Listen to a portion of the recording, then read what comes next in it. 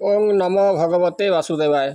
मूकं करोति वाचालं पंगुं लंघयते गिरिं यत्कृपातमहं वन्दे परमानन्दमाधवं शान्ताकारं भुजगशयनं पद्मनाभं सुरेशं विश्वाधारं गगनसदृशं मेघवर्णं शुभांगं लक्ष्मीकान्तं कमलनयनं योगिर्भिध्यानगमं वन्दे विष्णुं भवभयहरं सर्वलोकैकनाथं अद्वैतामृतवर्षिणीं भगवतीमष्टादशाध्यायिनी मम्बत्ता मनुसंदधामि भगवद्गीते भवद्देशिणीं नमस्तुते व्यास विशाल बुद्धे फुल्लार विन्दायत पत्र नेत्र जेन तया भारत तैलपूर्णः प्रज्वलित ज्ञानमय प्रदीप प्रपन्न पारिजाताय स्तोत्र वेत्रे कृपाणये ज्ञान मुद्राय कृष्णाय गीतामृत दुहे नमः सर्वोपनिषदो गावो दुग्धा गोपालनंदन पार्थो वत्स सुधीर्भोक्तां दुग्धं गीतामृतं महत् वसुदेव सुतं देवं कंस चाणूरमर्दनं देवकी परमानंदं कृष्णं वंदे जगद्गुरुं। आज आम श्रीमद् भगवद गीता षष्ठ अध्याय ध्यान जोगर आज आम चतुर्थ भाग आज आलोचना करवा। श्री भगवान वच असंशयं मनोबाहो मन दुर्निग्रहं चलं अभ्यासेन तु कौन्तेय वैराग्येण च गृह्यते। श्रीकृष्ण कहले हे अर्जुन तू जहाँ कहलु ठीक मात्र वैराग्य अभ्यास ये चंचल मन जे ये जो चंचल मन जे संजम हो जोग सिद्ध हुए। श्री भगवान वच मनर निग्रह दुस्साध से पुणी चंचल बद्ध जहाँ तू कहलु अर्जुन एथि संशय नाही जान मात्र वैराग्य अभ्यास रे से सबू रही रोधरे अभ्यास बले माछ गण जड़े करती संतरण अत्यंत बलशाली हस्ती अनभ्यासरे न पारती अभ्यास एपरी सामर्थ असाध साध करे से तो जेपरी वैराग्य अभ्यासे विषया विष परि दिशे औषध अभ्यास करिले रोग हटई क्रमशरे तेमंत अभ्यास बलरे मन इंद्रिय आयत्तरे असंजतात्मना जोग दुष्प्राप इति मे मति वशात्मना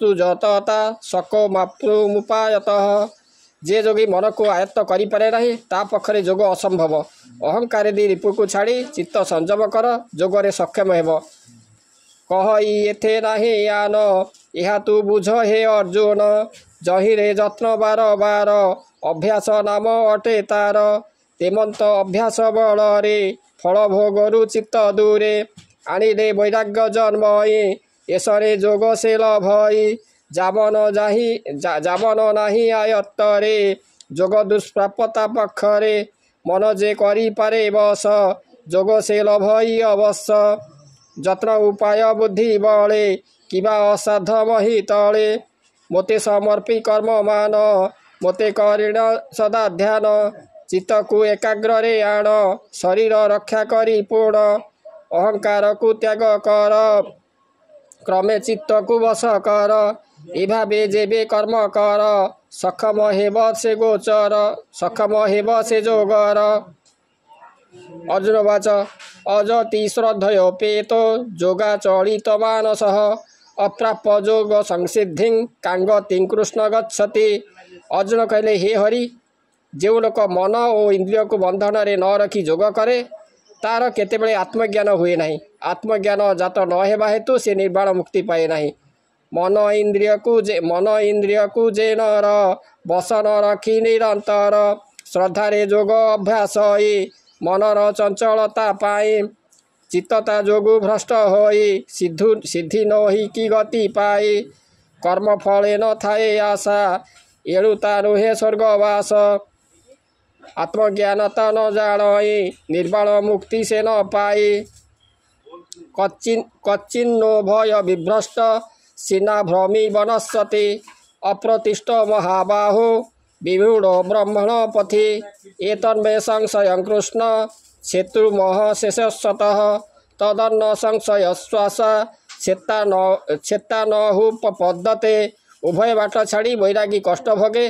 कुहुड़ी पहरिला परी ब्रह्मज्ञान बाट हुड़े ए संबंध में शास्त्रकार माने संदेह मोचन करी कहि परिबे नाही आपण यार संशय आपण यार मीमांसा संशय छेदी कहतु उभय पथ भ्रष्ट हुए वैराग्य कष्ट भोगु थाए हुई ब्रह्मज्ञान पथ କୁହୁଡ଼ି ପହଁରିଲା ମତ। ହେ କୃଷ୍ଣ ଛିନ୍ନ ମେଘ ଯଥା ବିନାଶ ସେ କି ହୁଏ ତଥା।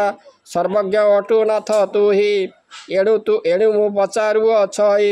ହେ କୃଷ୍ଣ ମୋର ଏ ସଂଶୟ ସମ୍ପୂର୍ଣ୍ଣ ଭାବେ କର କ୍ଷୟ। ସଂସାରେ ତୁମ୍ଭ ବିନା କେହି ନ ଦେଖେ ସମାଧାନ ପାଇଁ। ଶ୍ରୀ ଭଗବାନ ବାଚ ପାର୍ଥ ନୈବେହ ନାମୂତ୍ର ବିନାଶସ୍ତସ୍ତ ବିଦ୍ୟତେ न हि କଲ୍ୟାଣ କୃତ୍କଶ୍ଚି ଦୁର୍ଗତିଂ तात ଗଚ୍ଛତି। ଶ୍ରୀକୃଷ୍ଣ କହିଲେ, ହେ ଅର୍ଜୁନ, ଯେଉଁ ଲୋକ କାମନା ରଖି ଯୋଗ କରେ ତାର ଯୋଗ ଭ୍ରଷ୍ଟ ହେଲେ ଇହକାଳ ବା ପରକାଳରେ କୌଣସି ସୁଖ ପାଏ ନାହିଁ। ଯେଉଁମାନେ ନିଷ୍କାମୀ ସେମାନେ ଯୋଗ ଫଳ ଲାଭ କରନ୍ତି।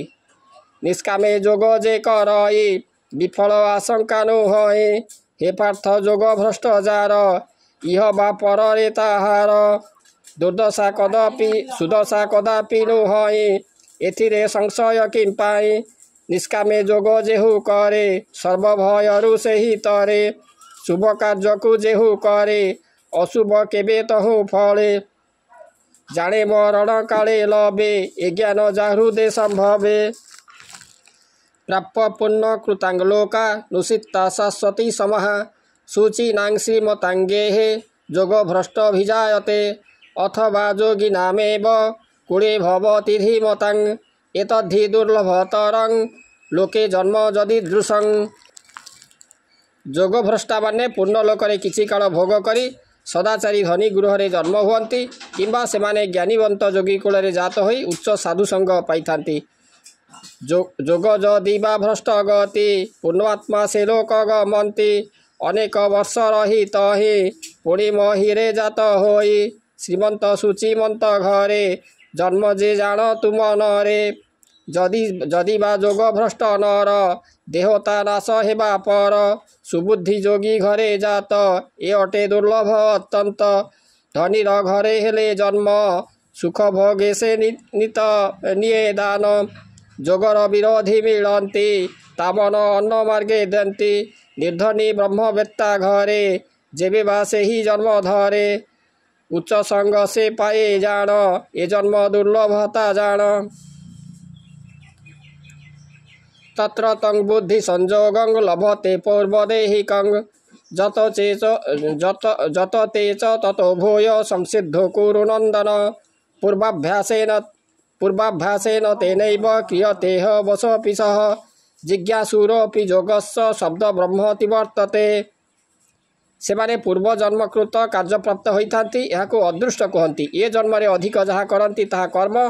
ସେମାନଙ୍କର ପୂର୍ବ ଜନ୍ମକୃତ ଅଭ୍ୟାସ ଦ୍ୱାରା ଅନିଚ୍ଛା ସତ୍ତ୍ୱେ ବିଷୟ ତ୍ୟାଗ କରି ବ୍ରହ୍ମନିଷ୍ଠା ହୋଇ ମୁକ୍ତି ପାଏ। ଯେଉଁ ଲୋକ ଯୋଗର ବିଷୟ ବୁଝେ ସେ ବେଦୋକ୍ତ କର୍ମକାଣ୍ଡାଦି ଫଳଠାରୁ ଅଧିକ ଫଳ ପାଏ। ହେ ପାର୍ଥ ଏ ସର୍ବ ପ୍ରକାରେ ଜନମ ଲଭି ଧରା ପରେ। ପୂର୍ବ ଜନ୍ମରେ କୃତ କର୍ମେ ଶୁଭ ଅଶୁଭ ବୁଦ୍ଧି ଜନ୍ମେ। ଏ ହେତୁ ସୂକ୍ଷ୍ମ ସ୍ଥୂଳ ଦେହ କରନ୍ତି ସଂସ୍କାର ଆଶ୍ରୟ। ସଂସ୍କାରୁ ହୁଅଇ ଯା ସୃଷ୍ଟ ତାହାକୁ କହନ୍ତି ଅଦୃଷ୍ଟ। ତେଣୁ ସେ ମୁକ୍ତି ବିଷୟରେ ଅଧିକ ଭାବେ ଯତ୍ନ କରେ। ଯେ ଯୋଗ ଭ୍ରଷ୍ଟ ନର ମନ ସଂସାରେ ଜନମି ସେ ପୂର୍ଣ୍ଣ। ଯୋଗ ଅନିଚ୍ଛା କରେ ସେହି ପୂର୍ବ ଅବସ୍ଥା ପ୍ରବର୍ତ୍ତଇ। ପ୍ରଜନ୍ମାତ୍ୟତମାନস্তୁ ଯୋଗୀଂ ସଂଶୁଦ୍ଧି କେଳିଶ। ଅନେକ ଜନ୍ମ ସଂସିଦ୍ଧ ସ୍ତୋତ ଜାତି ପରାଙ୍ଗତିଂ। ତପସ୍ୱୀ ଭୋଧିକୋ ଯୋଗୀ ଜ୍ଞାନୀଭ୍ୟପି ମତୋଧିକଃ।